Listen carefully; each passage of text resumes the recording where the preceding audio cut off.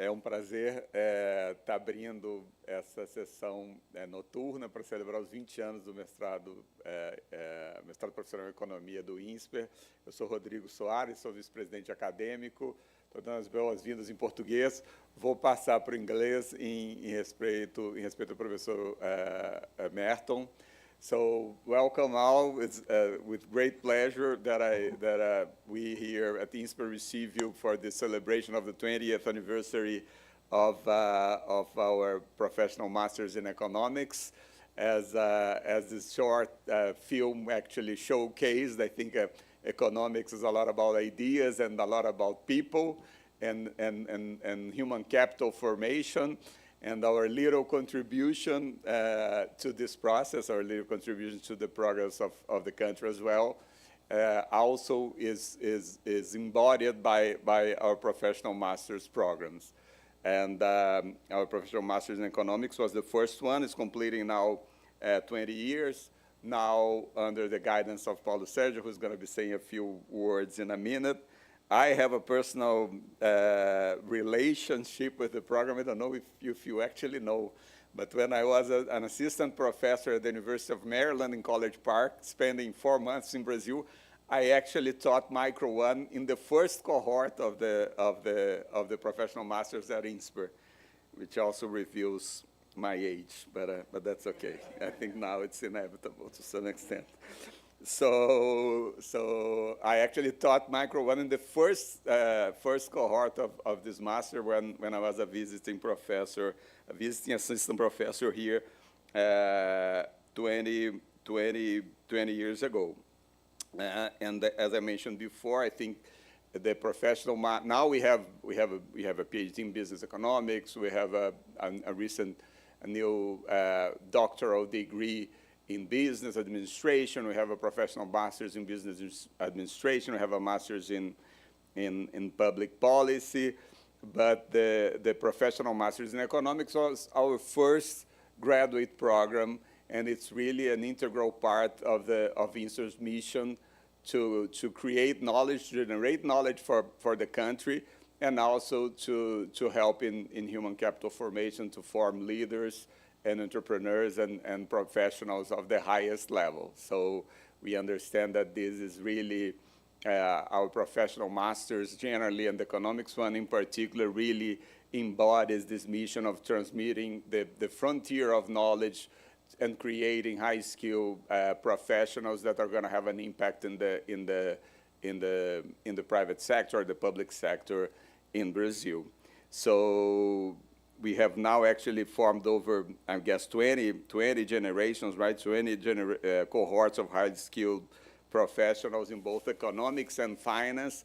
And I think there is really no better way to celebrate this feat than to have Professor Robert Merton talking to us a little bit about his contributions. He's an integral part of this toolkit that is taught in the master's program in financial economics, right? So I'm gonna leave to Paulo Sérgio to say a few more words about the professional masters in economics, and also to introduce Robert Merton.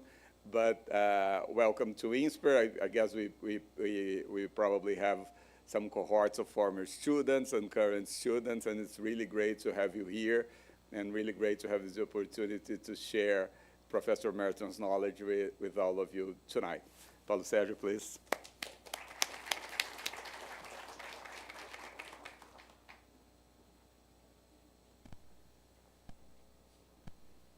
So good evening, everyone.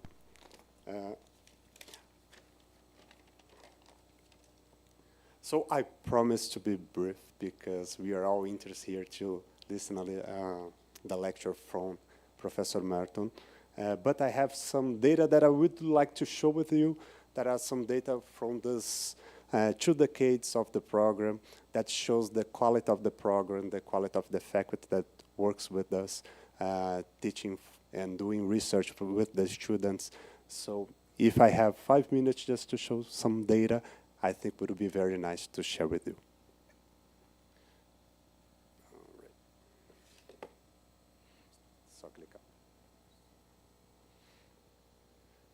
So first of all, what we have, just like Rodrigo said, it was the first street sensor program from Insper, and we had more than 1,000 students. We have more than 600 master's graduates from the program, and those graduates, alongside with the professors, they had done publication, academic publication, technical publication, more than 400 papers and participation in conferences and technical work, with more than 50 professors involved in the program since the beginning in 2003. So the idea of the program is to give excellence in the formation in two sides. One side is the professional formation, which I can give you some data on that, and as well, what we would like to do as a street sensor program is also to open the opportunity for the students to have a career in the academic side as well.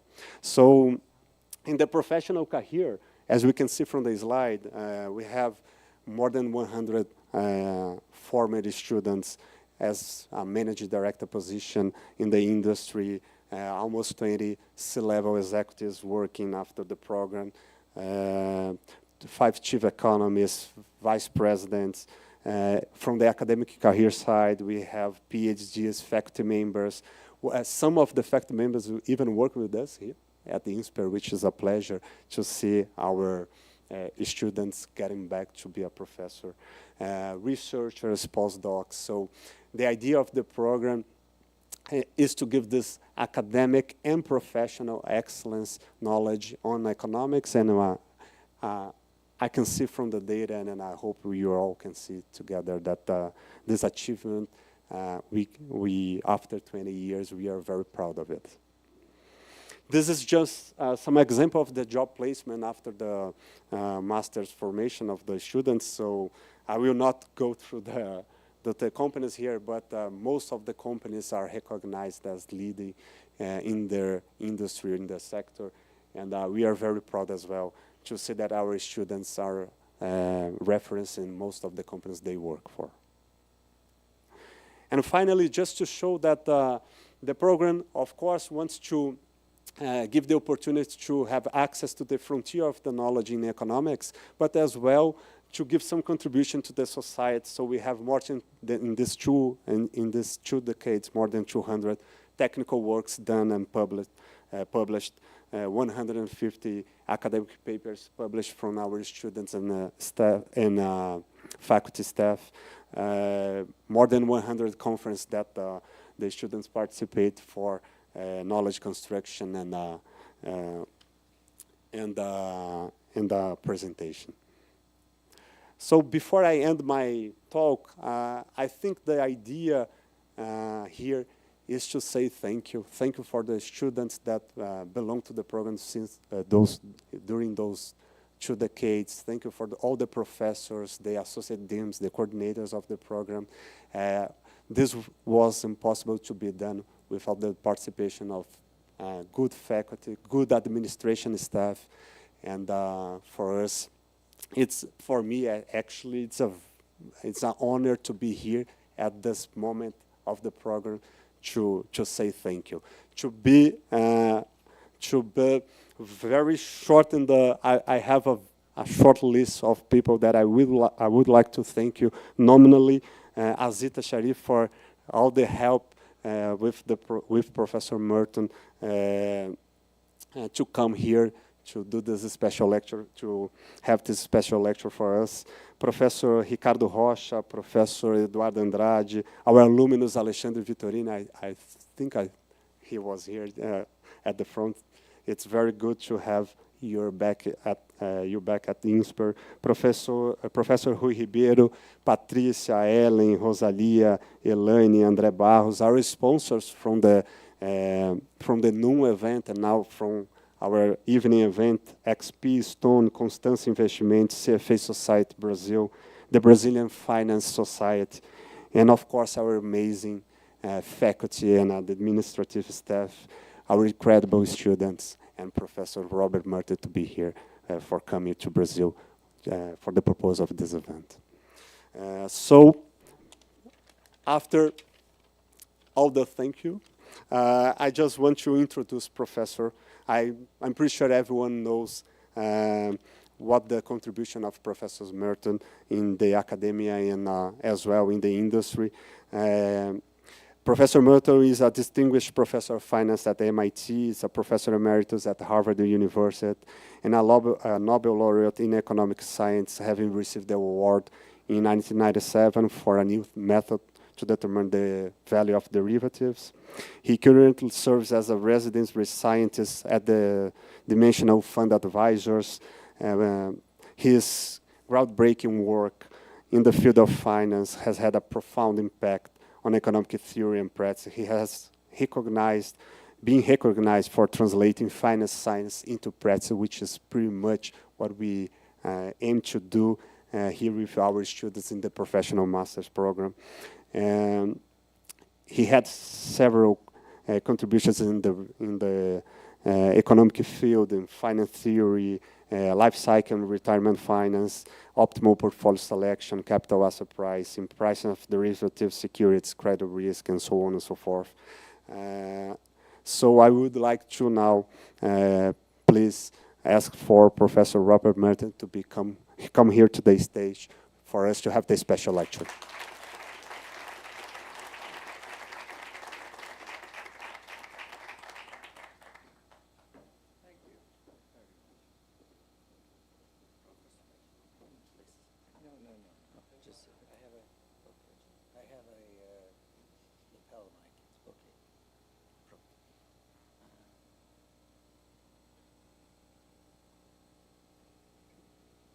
Should I try it out? Let me make sure I have it on. I may be the culprit here. Yes, I am. How does it sound now? Okay. Thank you very much. Can you hear me all? Oh, good. Well, that's a good start. All right. Well, first I want to say how pleased I am to be here with you to celebrate the 20th anniversary of the Professional Master's Program in Economics. Great accomplishment, and I'm delighted to share this celebration with you. For this evening, the topic for my remarks will be innovation and risk management, with a focus on retirement savings, but most of what I'm talking about would apply more broadly to investing. So I selected that here. And so let's get started. Now, this is a chart of financial innovation. Not all instruments, some of them things like double entry bookkeeping, tools that have been important factors in transforming the practice and execution of finance, going back 8 centuries. And the main reason I put it up here, you can't possibly, I don't think, read the little what's here, is for you to see the picture. The picture is, here's the pace of major financial innovations.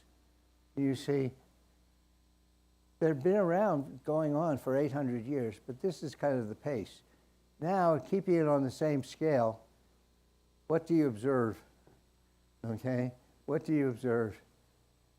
Not only has it been financial innovation for all this time, it's accelerating, and accelerating very much. Okay? So what does that mean to us? It just says that what used to take 25 years became only taking 5 years. And of course, we know the speed and acceleration. And that has a profound implication. And I'm going to talk a little bit about just some of the technical stuff that has been done looking in that area of innovation and present it to you. I would point out one thing. Finance really became a science, a real science, starting in 1952 with Harry Markowitz's work.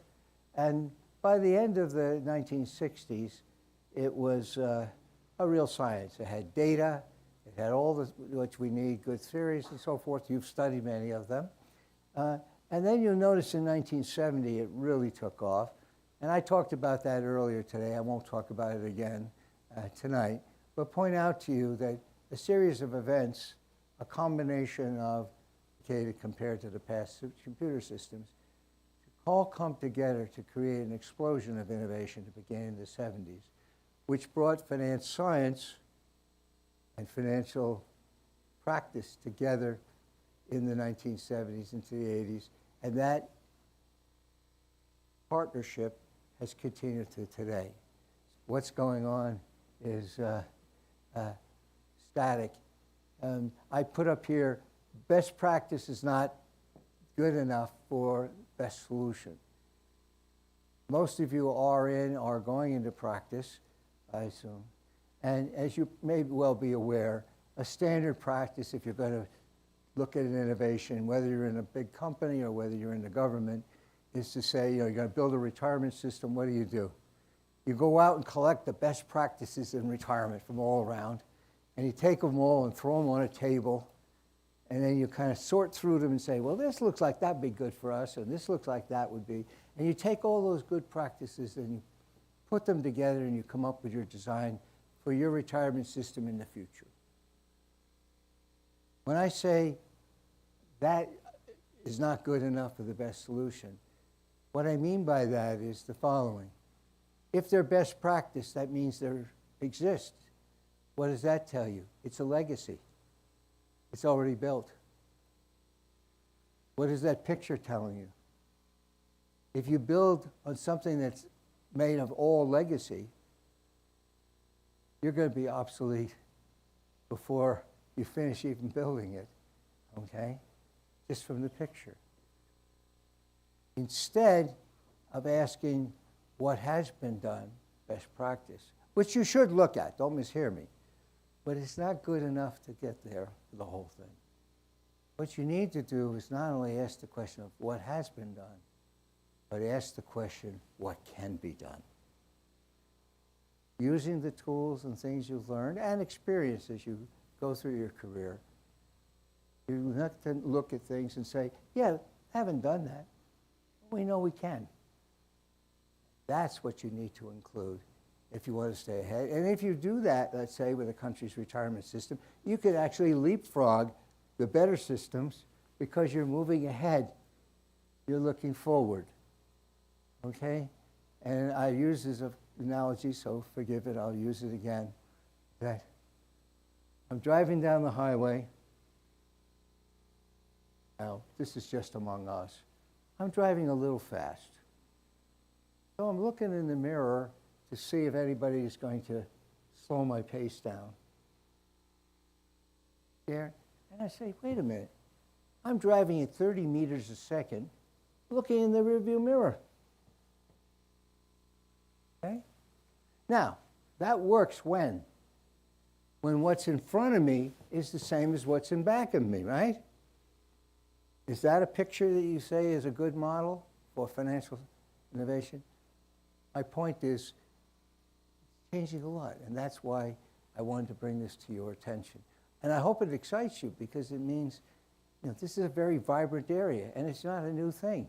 It's been going on a long time. Okay, enough on that. Let's get down to what I want to talk about tonight, which is, innovations in dealing with risk management and performance in retirement solutions. And I put up this picture here to say, basically, there's 3 ways to manage risk. There's diversification, that's Markowitz, right? Don't put all your eggs in one basket. That's very, very important. What else? Hedging. Well, what's hedging? That's just getting rid of the risk. That's moving from the risky asset to the risk-free asset. You certainly know about that. But what's the third way? Insuring.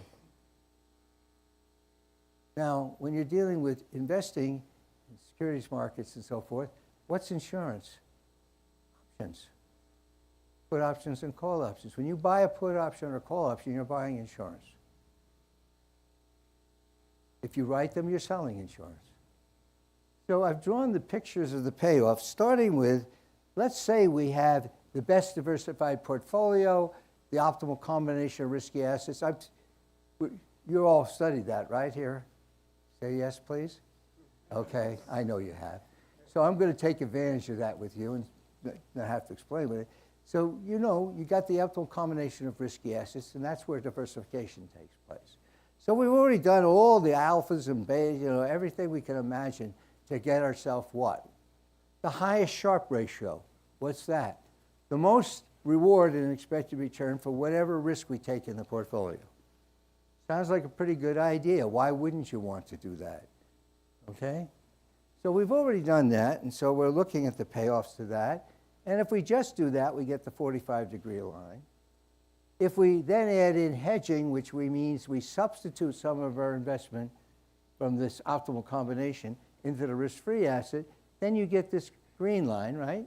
It's flatter because you're not putting everything in. It's not one for one, all right? But it has a nice floor where you can see it. But the other thing you could do to get the same floor would be to take this, but take some money out and buy, let's say, a put option on it or insure it, put a floor on it. So that's this payoff. Those are the only three. Now, you can combine them all kinds of ways you want, but I'm going to use that tonight to make my points. All right? And notice one thing. None of them dominate. Some of them are going to be better than the other two in different places. So these are different, and they're non-dominated. And so these are the items you can use. In practice, so far, I would say, both for individuals and even for institutions, most of them focus on the first two, diversification and the risk-free asset hedging. Why, when you have three tools and you're trying to do the best you can, would you constrain yourself, not use all the tools in your toolkit? And that we're going to make use of tonight. Now, this is my schematic for the domain of asset management. And we have here, this is the optimal combination of risky assets, the maximum Sharpe ratio. And then this just tells you the various pieces you can put in to create it. And that's where the diversification takes place. And then, depending on what your risk-free asset is, that's here, and then you combine those. And this is where you get the sort of optimal, mean variance solution that everybody knows. And that's, by the way, where most of professional investing is really focused. It's the alphas, the betas, getting that highest Sharpe ratio, even in practice. Okay, I mean, that's just the way it is done, and so forth. What I put over here is, that's not the end of the game. The end of the game is you can still add value, you can still add performance by changing the shape of the payoff. You always want to use the most powerful engine as your driver. That's the optimal combination of risky assets. But you can change the shape of what you get paid in different outcomes for that optimal combination. You're always getting the maximum Sharpe ratio, so you're getting the most powerful engine you can do in that domain. But if you could tailor it to the needs of the specific portfolio you have more carefully and change the shape, as I will show you very briefly, you can improve performance beyond alpha, beyond just maximizing the Sharpe ratio. So that's what I want to show you, and that's some of the exciting things going on. So it's in here, in this next stage, we then take this and we change its shape. And we change its shape to match the objectives of the portfolio. Okay? To do that, we have to know what the objectives of the portfolio are. And what are they? Well, that you have to get. But now let me show you how you get superior performance from that. So, your goal going out from this celebration tonight, I thought I should show you ways you can improve performance beyond the usual, okay? Or at least think about it. And I call this form of innovation precision finance, and it has a parallel with what all of you have heard of precision medicine. The idea that if instead of having aspirin or one drug that treats everybody for something, you instead put more information, you specialize the drug to a particular set of characteristics that are more refined. The benefit from that is you can get greater efficacy because you're focusing it on a smaller group, and you can reduce typically side effects that occur when you use a generic drug. That's a payoff, big payoff in med. And I wanted just to convey that with precision finance. That's a direction of where things I think are going, and going very strongly, and will be the trends of the future, to additional ways of adding efficiency and performance. And so, as this picture shows, the red box is what I would call the traditional performance management. Get the Sharpe ratio, look at the alphas, look at who has what performance, et cetera. But then in the blue box, we're adding to that goals-based investing, which means take advantage of the actual portfolio objective beyond that you want efficiency, the highest thing, and implement that here. And that means customizing tools to tailor to the portfolio goal. So let me show you now how that could get used for performance. So let me just take a very case of goal-based investing. Let's assume we have it could be an institution, it could be an individual, and maybe pension fund or something. And we have this portfolio. We've created the optimal combination of risky assets. That's along this axis, if you can see. I guess I don't really have to get out of the way. You can see it somewhere, right? Okay. But if you, along this axis, and the user, the client, whoever it is, has already said, well, I love that optimal combination of risky assets. It's great reward for risk. It's just too risky for me. I want a floor. What does that mean? I want to be assured that no matter what, I'm going to get at least 95. Now, if that doesn't intrigue you, put as many zeros as you like. You can write 10 to the 10th or 12th there if you want to make fun. But you see that they want a floor. So how do you do that? You bring in the third dimension, right? Insurance. Diversification is free, hedging is free, insurance you always have to pay for. So if you have 100 to put in, you're not going to have 100 invested because you need some part of that 100 to pay for the insurance. And I'm just using numbers here to be concrete. So let's say the insurance is 5 points, then what you do is you buy the insurance, you have the floor, but the slope is slightly less than 1 for 1 because you only have 95 going for you instead of the 100 you put in because it costs you for the insurance. You all know this picture, I think. This is called floor upside, a very common type of transformation of this sort using insurance, okay? But now what I want to show you is how finding out more about the portfolio. That means work. You got to talk to the client. You got to really get information from them. But suppose you sit down with him and you say, tell me what you're really trying to achieve with this portfolio. What's its goal? What's its purpose? Why do you have it? And let's say, just to be concrete, it's a pension fund or something like that. It could be someone's retirement account.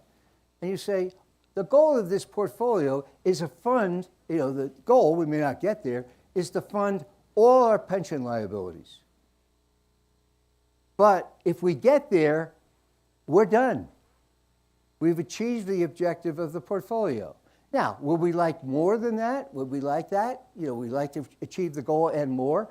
Well, if more is free, sure. But as you'll see, more is never free. So if you want to improve the performance, and I'm going to show you right now, you can see almost like the short of the picture, to show we're really improving it. Remember, we already have the best Sharpe ratio and all that stuff, so we've done all that.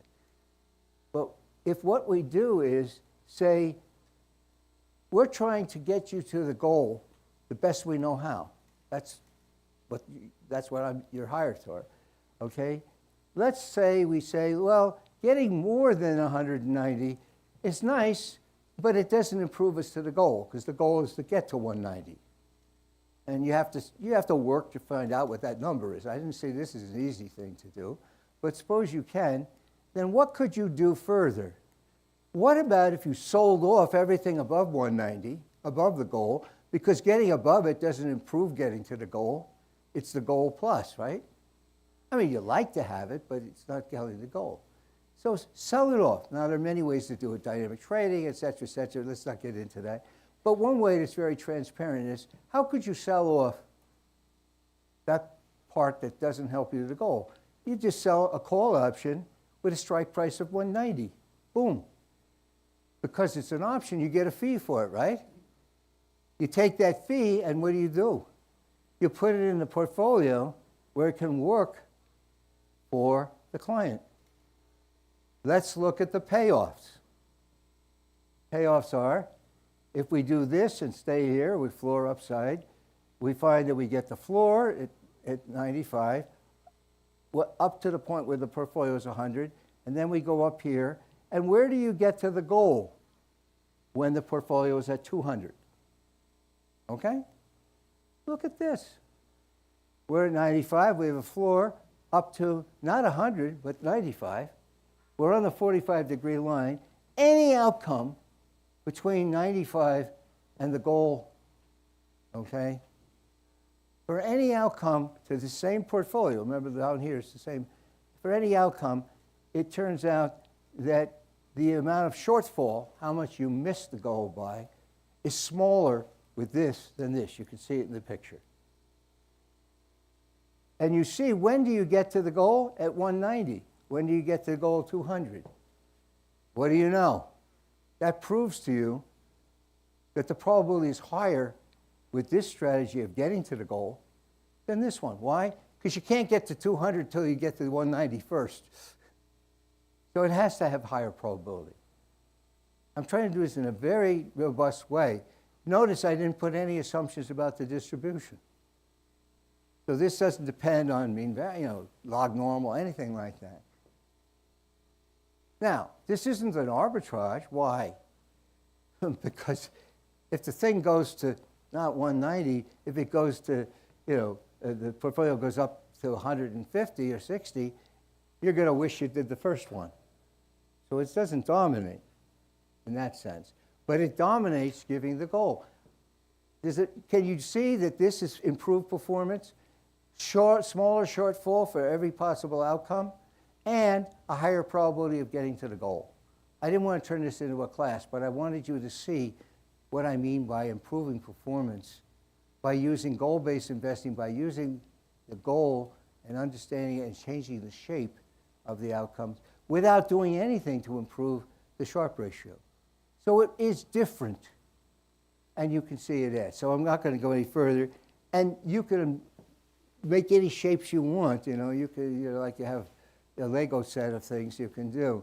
So I tried to use this to you to get a point that this is a big area for improvement of performance, because it doesn't, you still want to get those alphas and everything, but have the best engine, but you want to gear the engine right. So if you have the most powerful engine, the most efficient engine, you can use that to run at race at Le Mans, or you could use it to pull tree stumps out on the back 40. You still want to use the most efficient, powerful engine to do it, but you'd gear it differently. That's the spirit of it. And this is a whole area, by the way, in my view, that's going to improve. And we call it precision finance because we are going to tailor things to people's specific objectives, and that's the goal. So no more on that, but now we've established the first of three things I wanted to talk to you about tonight. So we're working at it. Where's my host? Oh, here. Do you remember what time we started? I started, not you. Okay, fine. We'll get the rest done. All right. I just want to make sure I don't keep you up. All right. So, which is some things I often do. All right. So now we're going to look at innovation in investing and retirement investing. Okay. Where we're looking at what we do about the risky part of the portfolio. We have a risky part, remember the picture, and then we have the risk-free part. Now we're backing up inside back toward the performance. I'm sure you've talked about in class, you've probably maybe had lectures, did cases. What's one of the big things that get talked about all the time about investing? Back in the performance one, it's asset allocation, right? Somebody said 90% of everything. And what is a favorite or a very common, both with institutions, by the way, as well, as for retail, for advisors, okay? Very common thing is to say, we have a target asset allocation. Target asset allocation. So 60-40 would mean 60 in risky equities, 40 in safe bonds, right? 75-25, 25-75, okay? You all understand what I mean by those numbers. And by the way, I believe the most common and favorite one out there that people talk about, almost call it a benchmark of asset allocation, is 60-40. You've probably seen lots of stories about it. So I'm talking to you about things that you're aware. I have a question for you.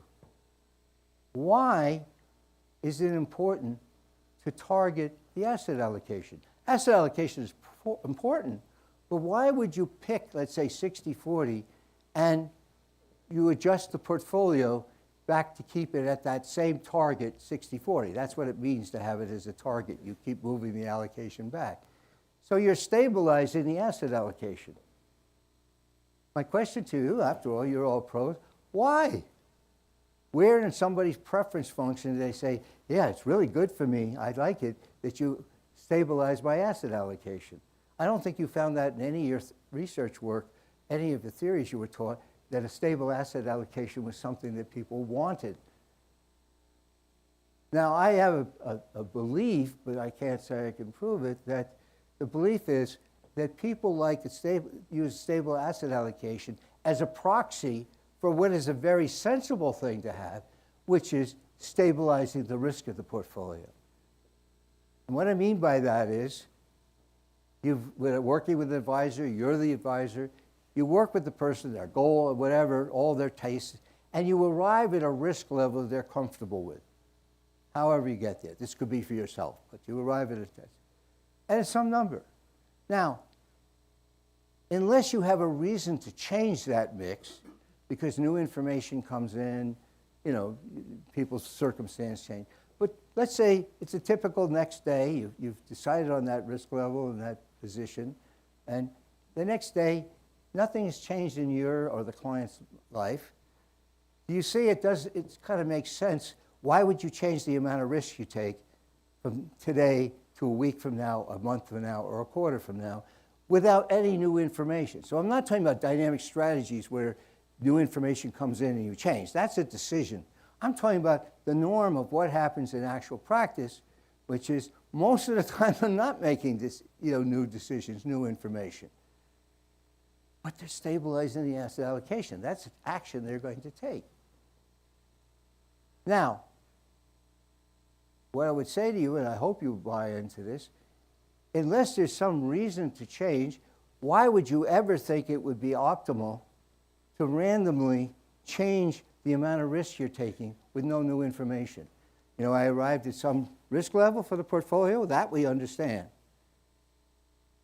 Why would we want to suddenly randomly make it lower or higher allocation, a lower or higher amount of risk with no reason? I don't think you could support that in any remote argument. You understand, if you have a theory of dynamic trading, so you're using information of change, that's very different. I'm just talking about it happens when you do this, okay? It would seem to me randomly increasing or decreasing the risk of a portfolio for no reason, once you've arrived at what you want, can't improve performance. That's like saying, let's put a lottery or let's put a roulette wheel on top of our investments and we'll get a higher Sharpe ratio or higher performance. You'll never, not never, but you're going to have to work hard to convince me that that makes sense. I think what they're thinking is that this is a surrogate way of keeping that risk constant. They're saying, unless there's a reason to change it, let's keep the risk the same. Now, that would work if the risk of the assets, the volatility of the assets, the correlations of the assets, were constant over time. Because if the portfolio means variances and covariances remain the same, and you're going to take the same risk until you change it, then a constant asset allocation, constant proportion asset allocation, will give you constant risk. Only one problem. In the real world, those parameters are not constant. In fact, it's not just that they can be different, because we, of course, know in absolute truth everything's changing. But what I'm saying is you can measure and see how they're changing. In fact, you can even predict how the risk can change. You can't predict the returns too well, but you can predict how the risk changes even. So at any confidence level you want, you can reject the hypothesis that the risk of the assets are the same. Therefore, if you follow a constant proportional strategy, you won't get constant risk. So what it seems would be a sensible goal, instead of targeting a stabilized asset allocation, directly target a stable risk for the portfolio itself, which I think is tried to convince you is at least it's pretty sensible sort of thing. Okay? Now, let me show you this. I'm going to show you this. First of all, what happens if you want to keep the same risk? Let's assume the Sharpe ratio stays the same, but the volatility of the optimal combination of risky assets changes, just like the volatility of the S&P changes. It goes up, it goes down, okay. Your OCR changes.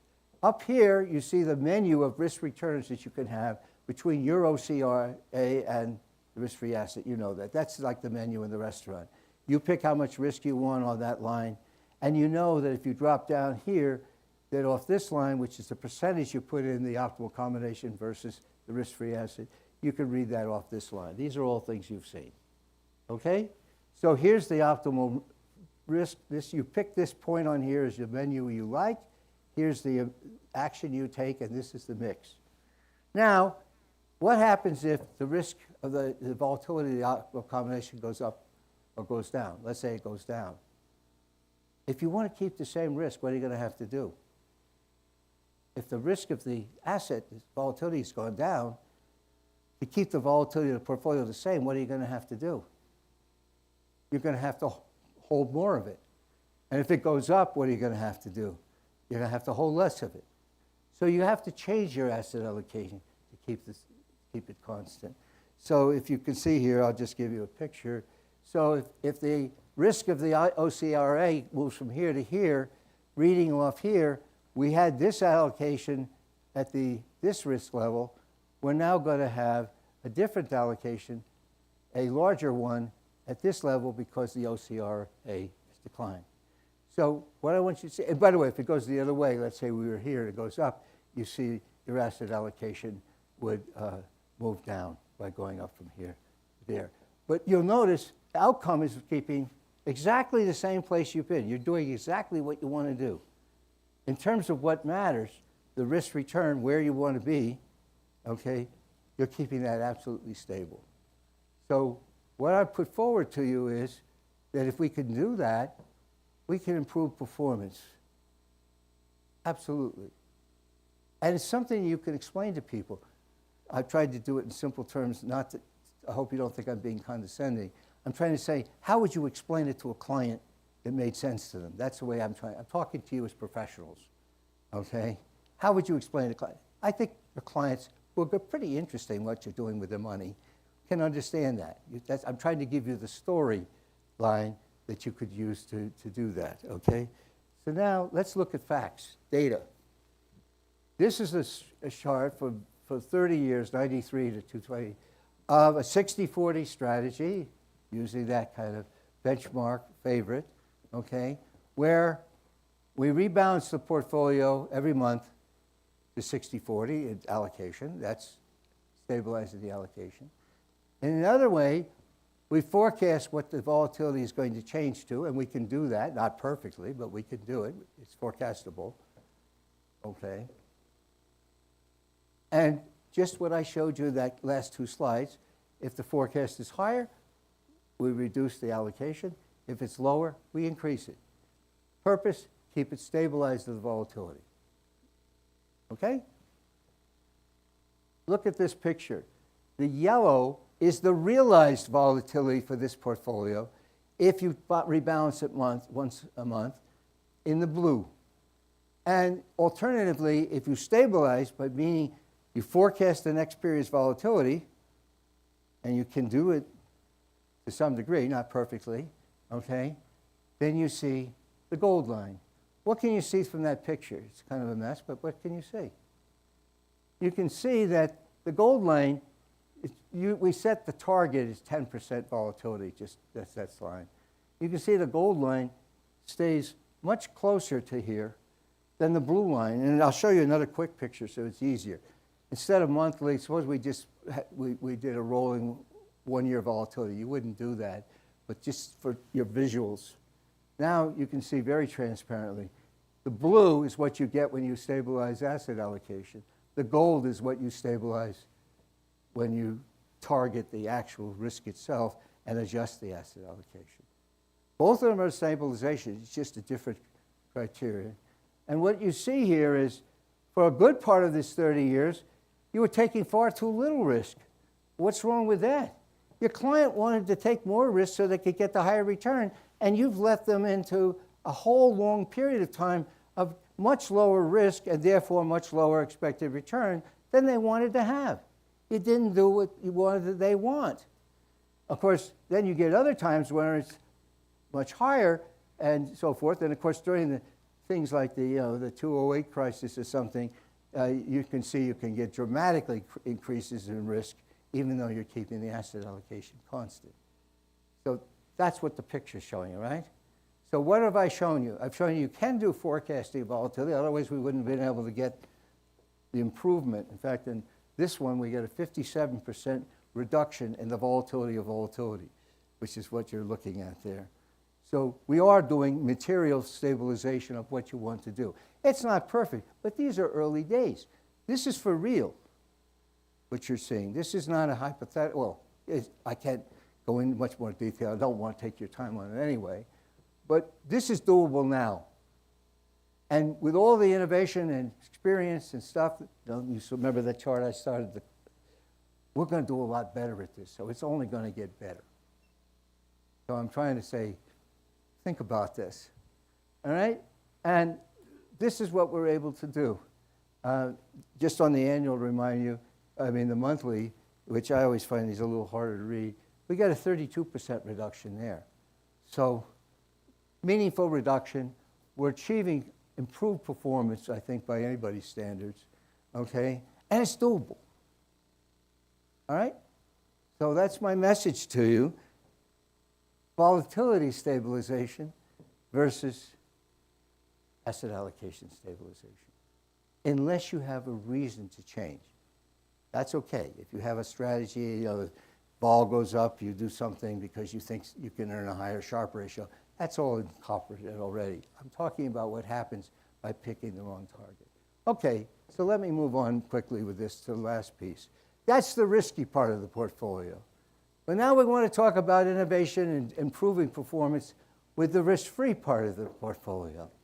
And here I'm going to introduce you to, won't go through all of it in great detail, but enough to show it to you, to an innovation called the Retirement Security Bond.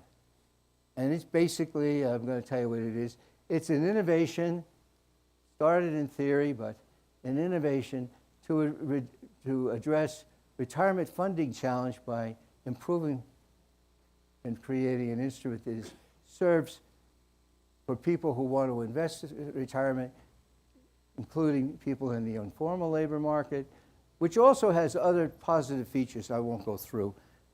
Didn't design it that way. That wasn't our purpose. But guess what?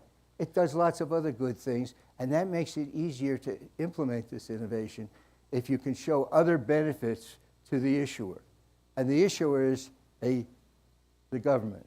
Now, before we get into any of that, let's just be clear on what is the goal we're trying to achieve. A good retirement.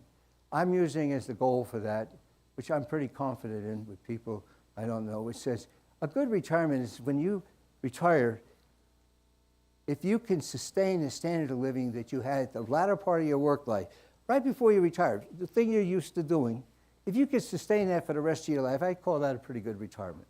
That's our goal. Now, you can pick a different goal. I'm just telling you what I'm thinking about. I mentioned to you that, notice, of course, that's not a wealth goal. Your number is not $3,676,732 US. It's so much income a year to sustain a standard of living that you want to have. So keep in mind that the goal here is not expressed in terms of dollars or real wealth. It's expressed in income. And if you have the wrong risk-free asset, that's another story. You're in trouble, because if you measure risk wrong, you can't possibly measure risk right. But that's for another day. So let's say we agree to that.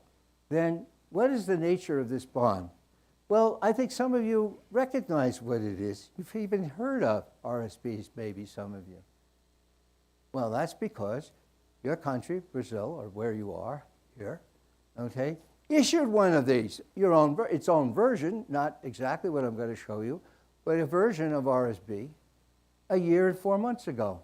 It's called Rende Maize.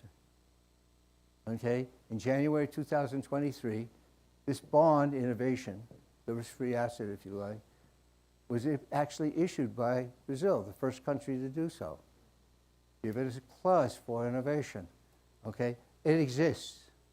Now, it's a simplified version of what I'm going to show you.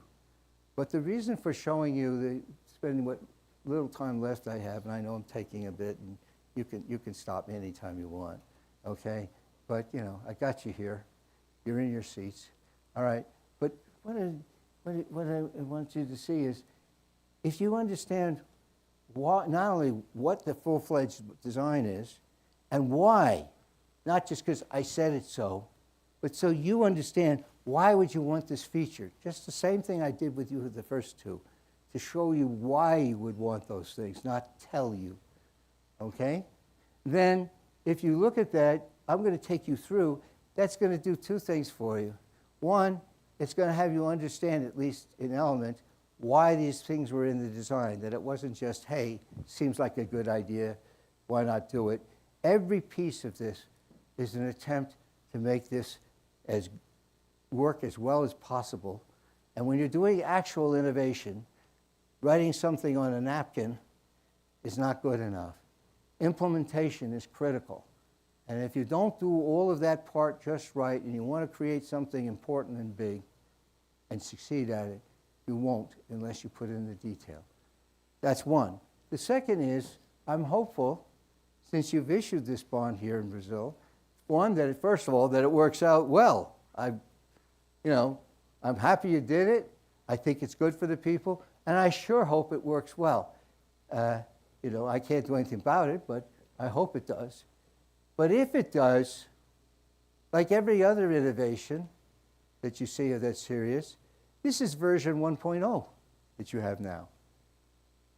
You expect to improve it. Remember the picture I showed you? And when you build these things, you can't wait till you have the ultimate of everything before you ever do it. Just imagine. You never would have had an iPhone, because they'd still be saying, well, we can improve it, and they never would issue it. So what I want to do is, this might give you a bit of a guide as the direction. It might be a good one, and I'm not micromanaging this, but the direction to go for version 2.0 or version 3, if it's a success and you want to move on to it. So that's the purpose. So let me run through this pretty quickly. I can take advantage of who you are. First, what is an RSB? One, it's a government bond, full faith and credit, highest credit of the country. They all know government bonds. So any question about it, like what happens if someone owns it and passes away, the answer is, what happens if someone owns it and passes away when they own a government bond? You know the answer to that. Okay? So that's the first thing. It's a government bond, fully, full faith and credit, the most senior credit rating you can have. Okay? But it has two things about it that is different from government bonds. The payout pattern on it doesn't look anything like the payout pattern on the government bonds that are issued. And what the payouts are indexed to, because they're not going to be just real nominal. They're going to be indexed. So two differences, payout pattern and what it's indexed to. So let's focus on that and why. All right? And how does the payout pattern differ? What we're trying to do here is create a bond that looks like a pension. People like pensions. Pensions are simple and risk-free, right? I mean, that's what people like. They like a pension. So what we're doing is creating a bond that looks like a pension. So if you buy one for your client, or they buy them for themselves on a personal basis, personal investing, for example, they're going to get a pattern of payments like a pension. So it's giving them what they want. You might call it a pension bond. Well, what is the pattern of payments for a pension? You put your money in the pension today. What do you get back? Nothing for when? Until you retire.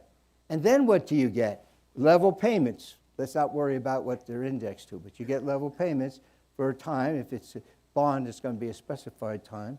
And then that's it. So we create a bond with that pattern. It's a pension bond. All right? So that tells you what the shape of the pension is. What is it indexed to? Well, you say, well, what's the goal?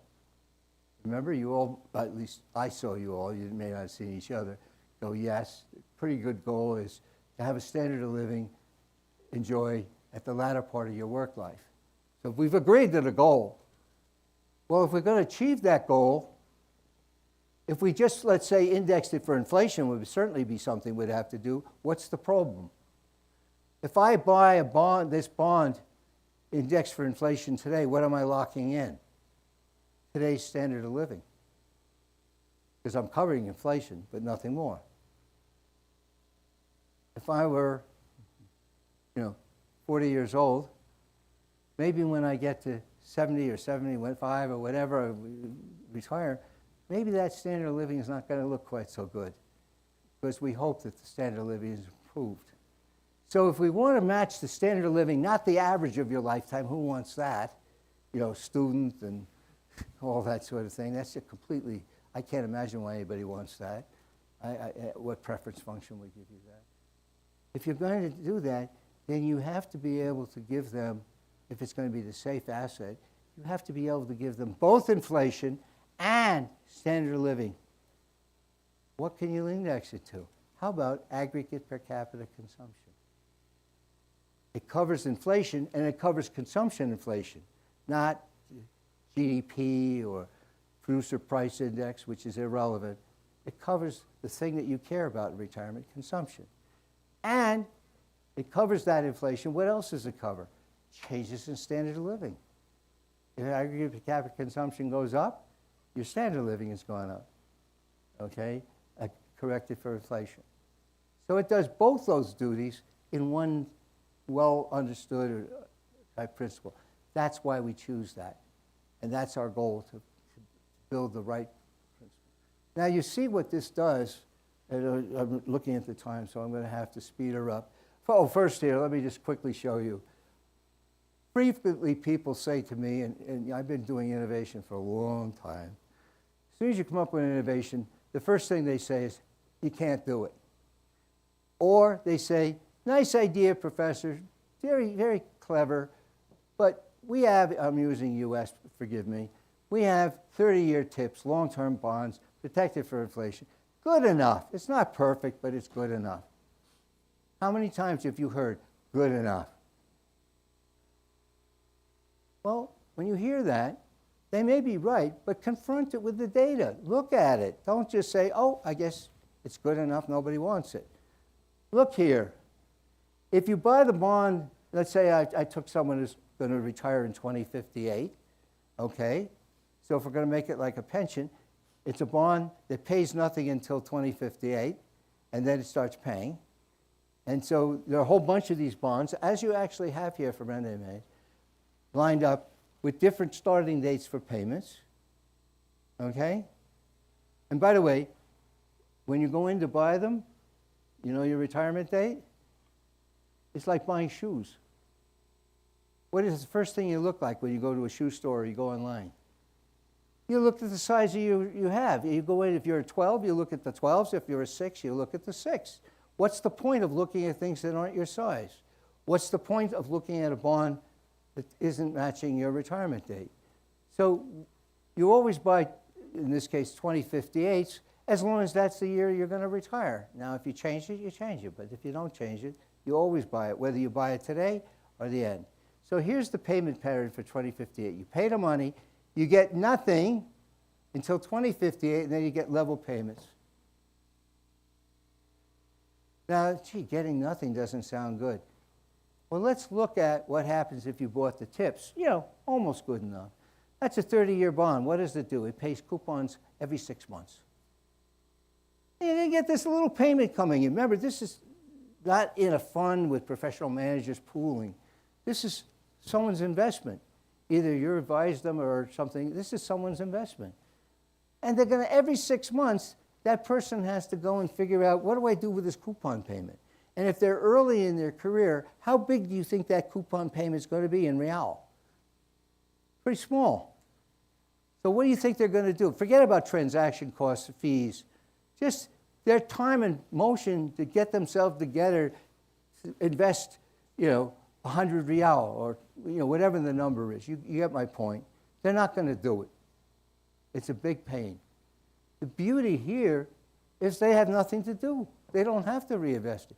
Here, they have to reinvest it every 6 months. And at the end of 30 years, okay, how many transactions have they done? 60. And then on top of that, then they get a balloon payment here 30 years from now. Who knows what they can reinvest it at? They're taking incredible reinvestment risk. And have to make a big decision, and they're not even at retirement yet. So do you think it matters whether you have a transaction that when you retire, if you retire when you expected, one transaction total, because the bond's going to give you the payments you want, so you have no reason to change it, right? Or 61. Oops, wrong way. So that's the picture. And the message is, when you're told things like that, pay attention. They may be right, but don't just accept it because someone said, it's good enough. Okay? You're professionals. You don't have that luxury. All right. So quickly moving on, all I wanted you to say, and I just because of the time, how simple is this to decide what you need to know in order to choose what bond? You need to know when you're going to retire, right? Well, either you know when that is, or if you don't, as a default, you use Social Security retirement date. So you know that number. How many bonds do you need for your goal? Well, if your goal, as I put it up here, is 50,000, where did that come from? That's how you're living now. You're living on 50,000. Why is that the goal? Because we're taking care of both standard of living change and inflation. So your goal is to have the right amount of money where all those other adjustments are done automatically, no forecasting of inflation, no forecasting of where things are going. So you know how much you want. Just you know how you're living now, even if you had a 6th grade formal education, if you're an adult looking after yourself.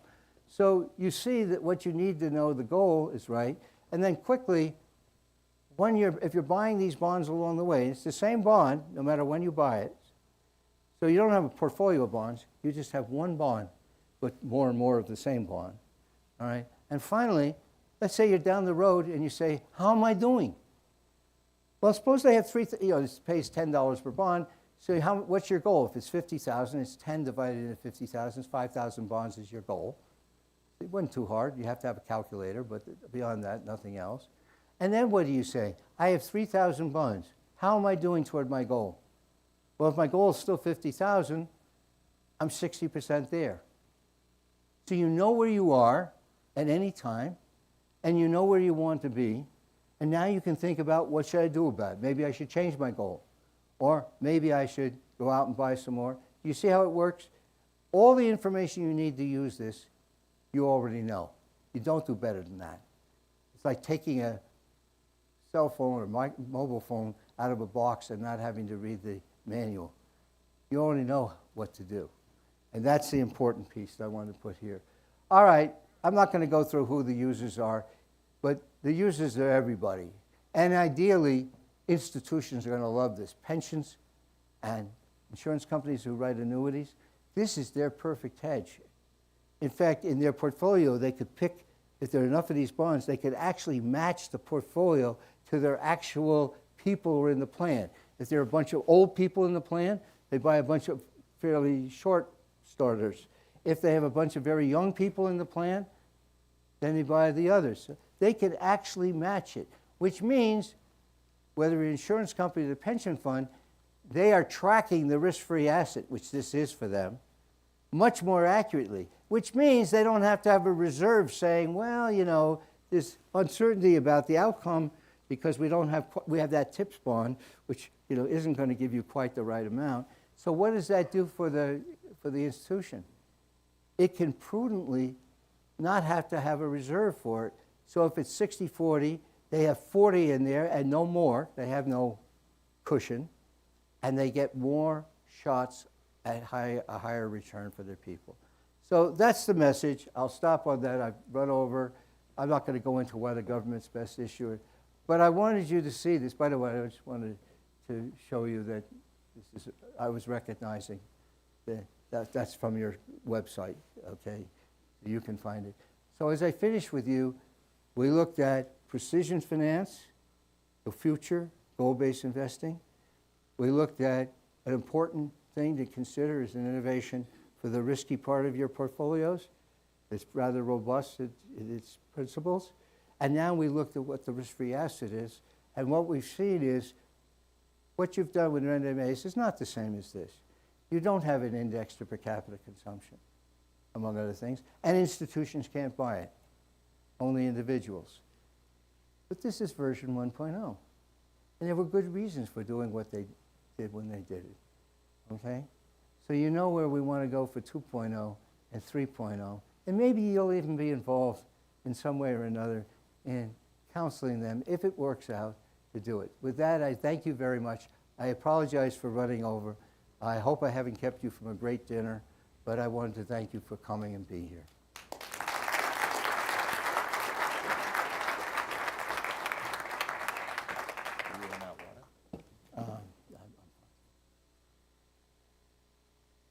Okay. Pardon? Oh, that's fine, yeah. Oh, okay. You know, when I do this in my class, I always go to the class, I'm going to turn my back so I don't see it. You've been a good audience, stayed here much longer than you planned, okay? And I don't want you to feel the slightest qualms about not staying, but they said they would like Q&A, so those who would like that will stay and see what questions come up.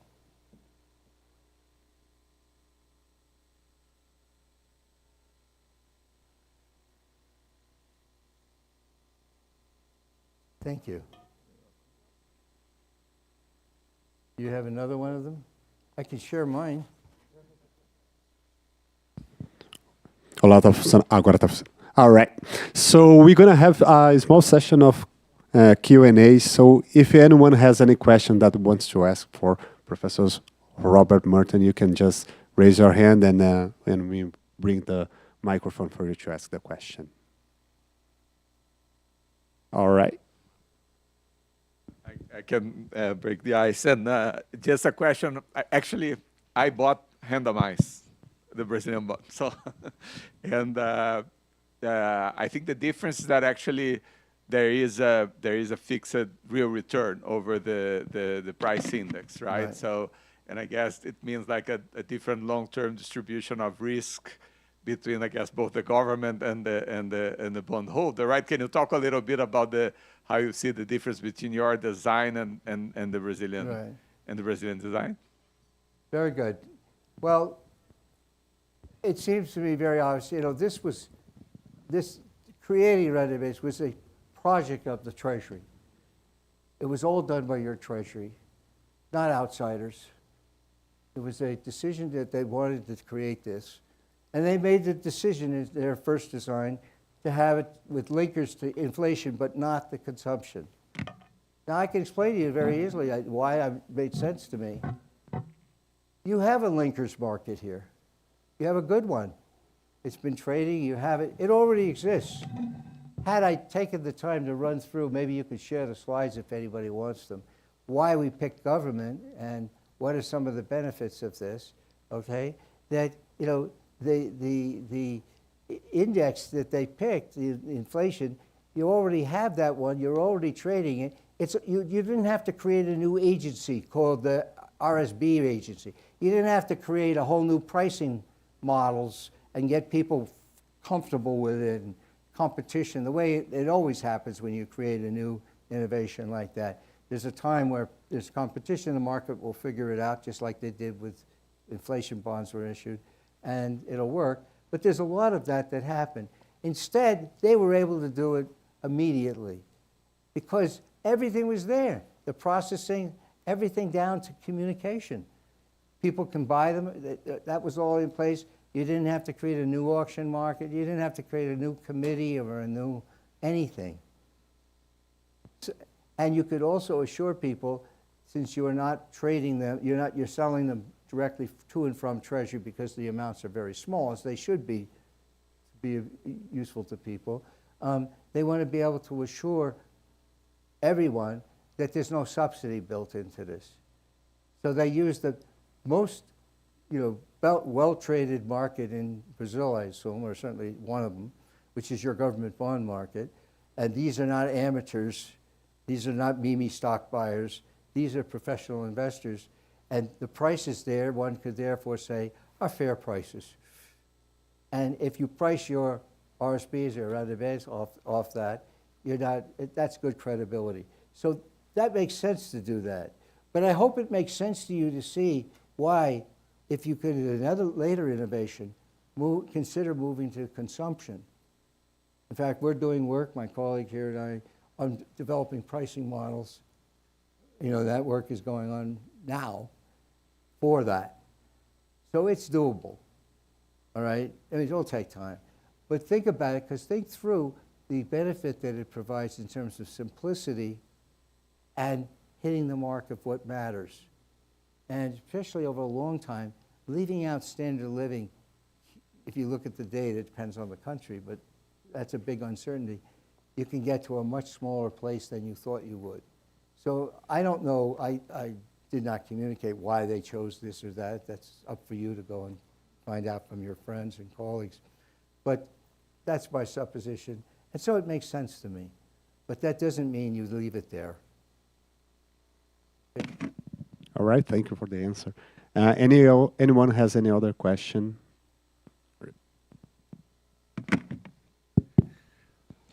Yes, actually, it's more like a curiosity. When you think, I guess it probably has happened to you. Sometimes we develop a very tailor-made product for a client that would fit like a glove to his necessities or goals. And even then, you see some resistance because it's not the conventional way. Absolutely. And actually, it's more like, why do you think this happened? Is there some when you usually go to a non-linear payoff, people, I don't know if people are usually trained to think linearly or some difficulties. It's more like maybe it's a question on human nature, on why do you think this kind of thing happens, even if you do something that's completely... Well, no? I never said things were easy. If it was so easy to convince people, it ought to be done, and nobody would pay you for it. The reality is, that's part of your job. If you have a client, and I'm going to say you want to be, but let's say you're an advisor, what you provide to those people is knowledge and advice. And you need to find, it's your responsibility to figure out how to communicate this. I tried it with you tonight to show you how to do it. I hope you didn't think I was being condescending. I was trying to show you to answer your question. Put it in a framework that they really can understand. And so that's my first response. Now you can say behavioral finance, you can say it's this or that. That's an explanation, but that's not the point. The point is you can, because it makes sense. It's not a complex technical things like alpha, beta, sigmas, and all this sort of stuff. It's basically common sense to them. I'll give you the other side of it. Suppose you're an advisor and you're looking for a client. And your client, or hope-to-be client, walks in and he says, by the way, I've been to see 4 advisors already to interview them, and I'm talking, you're the 5th one. The first 4 of them all said 60-40. This is what we do. And you say to them, well, there's something better, and let me explain it to you. And you take a version much better than the one I did. Look, I was just giving you a guidance. I wasn't telling you this was a finished, orchestrated thing. But you find a way, that's what you do if you're an advisor, and you say, look, doesn't it make sense that what you really would want to do is keep the same risk unless there's a reason to change it? And let me show you how crazy it is if you don't. Now, 2 things happen. 1, they can understand that. 2, this is important to them, so you have their attention. And you're explaining it in a way that they can understand it. They don't have to understand alphas and betas or the frontiers and all that stuff. That's something they can understand. You keep the risk the same unless there's a reason to change it. And finally, I would point out, it's something different that's important because you were already told by the previous four that asset allocation is important. So it's not a little fringe thing. It's different. And they might say, you know, this is the other kind of, they have resistance. Hey, this is the first fresh, sensible idea I heard. This person is able to explain things to me that are new, that make sense. So that's my retort to you. Thank you very much for the question. Someone has another question? All right.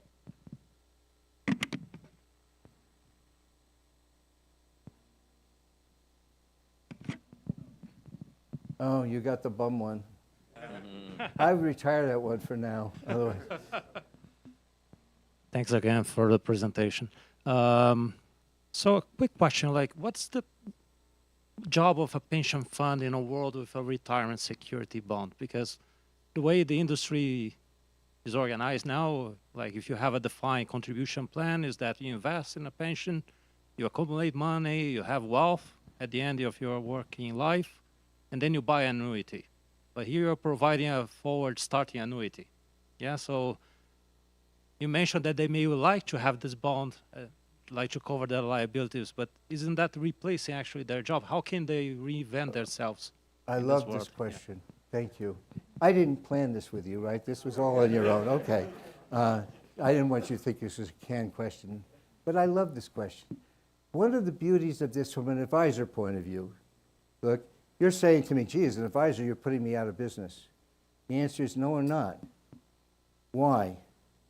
Because, and that's why I went through the risk part first. Remember, I talked to you about innovation in the risk. And then I called this the risk-free. This is the 40. You still have the 60. And you know your real expertise is not trying to substitute a government bond for another government bond. Come on. You know, your expertise is on the risk side. And they trust you about that because it is not verifiable. The only way they can go along with it is by trusting you. And so if they choose you, they trust you, right? So you can focus on what you do right now, all the risk stuff, because not a stitch of that changes. It's just it's a different risk-free asset. And as I mentioned for the institution, it's true for you. Because you have matched the risk-free part so beautifully, you don't have to put a reserve in there and say, well, it's 40, but maybe we ought to do 43 or 44 to cushion that tracking error, is a polite way of calling it, right? And so actually you'll be able to take more assets on the risk side, benefiting the client by giving them a chance, a good chance if you manage it well, to do better than they could do by just being risk-free. So nothing is different from someone who has more money than anything and says, all I want to do is buy matched risk-free bonds from my retirement. I don't want to take any risk. You're not going to do very much for them on that. How many people do you know, or any advisor that you know, have or who are like that? Very few. They don't have the resources. They have desires, which they'd like to have, but they can't get there risk-free, so they have to take risk. Does that answer your question? I mean, as a core thing. So just as I was showing you, you don't have to change a lot of things if you do it as a government bond because you already had that structure. You don't have to change anything you do about all the risk stuff you do. Do whatever you're doing now. But then you have this, and it's a better piece.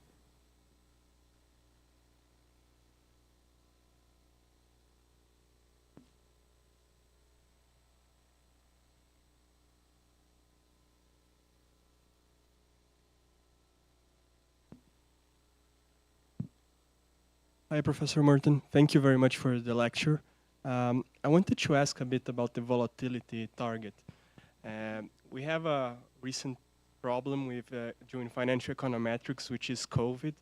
And I wanted to ask, how do you think we can protect a bit our portfolio from when volatility is changing very fast? So, and the covariance metrics don't work so well. Okay. Well, I'm going to answer you that not only was I, at least with some of my degrees, trained as an engineer, my mindset's an engineer. I have nirvana. Nirvana is if I could forecast future volatility perfectly. Then I could absolutely stabilize. But you know what? I'm not too unhappy if I can do better and improve, get better. That's why I showed you the slides. The slides indicate clearly when you look at the two strategies. 30 years, remember. You couldn't do it if you can't forecast anything with vol because it would all been random noise. And it isn't that. So I was both showing you that you can forecast volatility, but not perfectly. And I was showing you, though, the improvement you get, reducing the noise, if you like, reducing the aberration, okay? And I'm good with that. It's better. And then as we improve, we'll get better, okay? The other thing I show you, if you go and look at that chart, I don't want to run it backwards and put it up again. But if you look at that chart, when you look at COVID, look what the 60-40 was on vol. At the moon, look what the managed vol was, much lower. High relative to the other parts of the pattern. So what did it say to you? It picked up the changes in volatility enough, even when the extreme was COVID or 2008-9, Lehman, you're never going to get that perfect, okay? But 57% reduction in volatility, or 32%, depending which ones you look at, that's meaningful. So that's my answer. Thank you.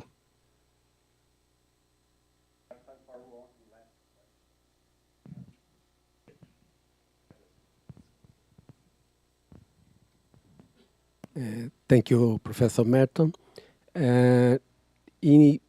People who bought risk-free treasuries, 30-year risk-free treasury in 1960, lost money because the government defaulted, quote unquote, through the back door by inflating the economy. Can you imagine or foresee some similar situation that the government might, in 30 years' time, find a way to default, quote unquote, on that security, Okay. using some expedient like political reasons not to pay what was in the contract? Okay.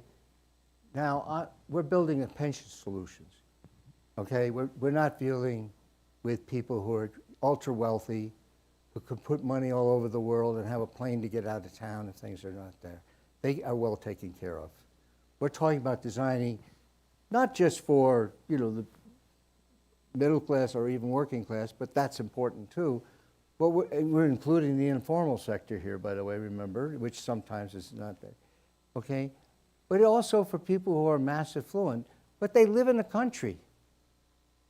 Tell me, this is my retort to you, what do I buy if I live in Brazil that will protect me from a government who's defaulting on the rules? If I have a pension plan, do you think that that's going to be safe? If I own stocks here, can they put a tax on it, a wealth tax or something else if you won't give it up? Or can they just take it like Cyprus took 40% of someone's bank accounts? I refuse, when I'm designing things, to claim things that I can't do. I don't know a way to take people who live in a country, in my country, by the way, every U.S. citizen has to declare all their assets around the world, okay? May not be that way here in Brazil, but how is a normal working person or even affluent person move money offshore? And if you need to do that, okay, do it. Maybe, you custom design it. So I treat as risk-free the government full faith and credit. Even in countries like, let's say, South Africa or something, well, we know there's a chance of default because I can't do anything about that. If you have ways to do it, God bless, do it. You'll add on.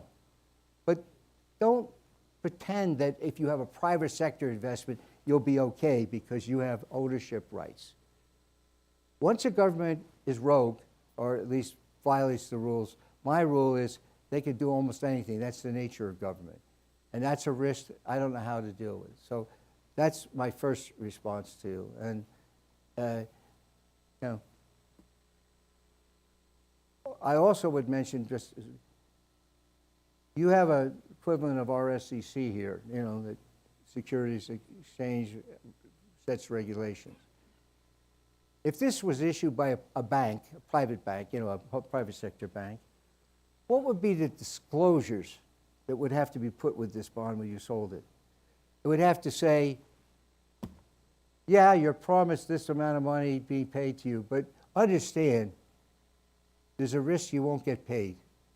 And here's 12 pages of description of telling you that. And then if the person says, what will I get if it fails? And you say, I don't know. Do you think anyone would buy this bond?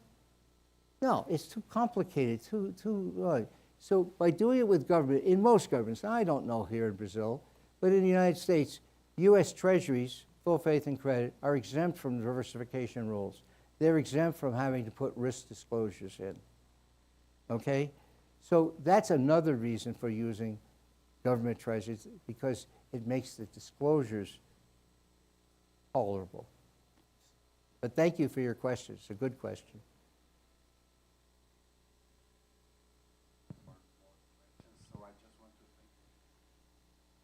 Thank you. Thank you all. Thank you all for